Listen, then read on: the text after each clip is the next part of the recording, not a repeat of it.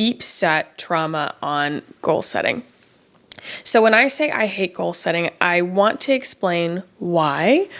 So let's bring it back. Let's just reel this in a little bit. And I'm going to do this I've told my story in terms of graduating college and my chemistry career and that kind of stuff. But I'm going to do this in terms of if you have never heard those episodes before, because we honestly do have a lot of new listeners.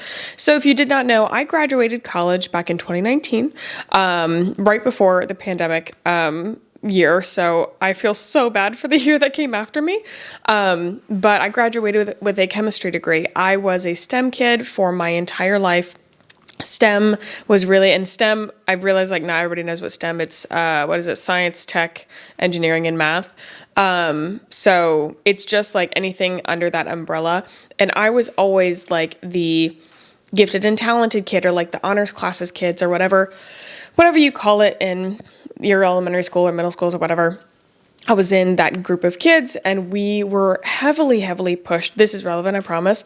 Heavily pushed for going into this science path.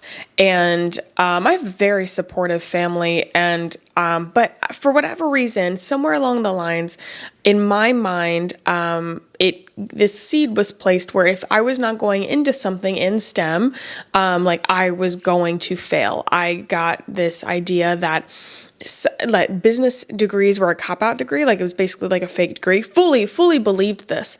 And I don't know where that came from, because we have business degrees in my family. So I do not know.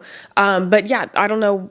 I got that in my mind. I got that if I didn't have a science career, I would fail. I would have no money. I would have no life. I don't think I really understood what would happen, but I knew they'd be bad.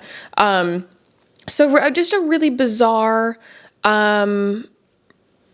mindset to have. And with that, I was in a biomedical program in high school, and I was going to go into physics in college, and then my college did not actually have physics, so I did the next best thing in my thoughts, and I went into chemistry. And I went all 4 years, and I got my degree in chemistry. Joseph was my boyfriend at the time. He couldn't tell you, he knew all 4 years. He was like, why are you doing chemistry? You don't even like it. But here's the thing. Every time that I would tell somebody, oh, I'm a chemistry major. Oh, I'm going to be a chemist, whatever. They'd be like, wow, you are so smart. Wow, you must be honestly, yeah, they'd be like, that's so cool. You're so smart. You're doing amazing. And so I would hear that and be like, oh, other people are saying that's so cool. I'm so smart. I'm doing amazing. So I must be cool, smart, and doing amazing. I took no regard really for my personal interests. I found marketing and I found social media and stuff in college as an interest of mine. I did it on the side. I did a couple little jobs about it. And then I sort of was like, okay, I see that I have an interest in this. Maybe I will work for a makeup brand and be on their product development team. And so I get to creatively think of products to develop, but not understand the science behind it. I don't know. It was such a backwards way of thinking. And bless her little soul who was going through college with this plan. But all I knew was that I had a graduation date. I'd get this degree, and I kind of didn't know anything past that. So then when my senior year came around, I was applying for so many jobs. I applied for over 50 jobs. I was applying for marketing jobs because at this point I realized I had an interest to work in marketing, but I had a degree in chemistry, of course. So I thought, oh, they'll see the chemistry degree and be so impressed that they'll be like, oh, we have to have her. She's so smart. So dumb.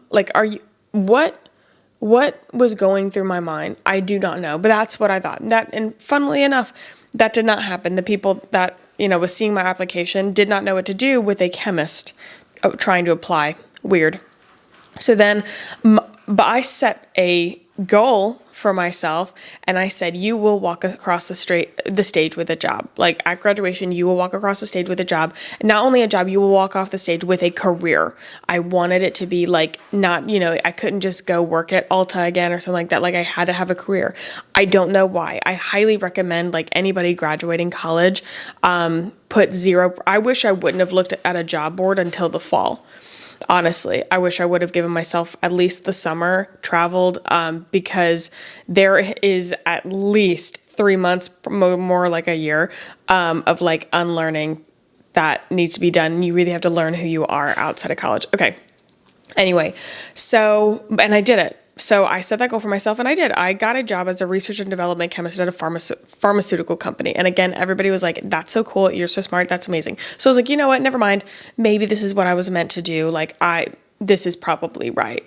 It wasn't. I was there for 6 months and then I left. I was a shell of a person. It took 2 months of therapy to undo what, like, not only that job did, but what my mental state did in teaching myself that this was my only measurement for success. This was the only storyline and path that I could go down for success.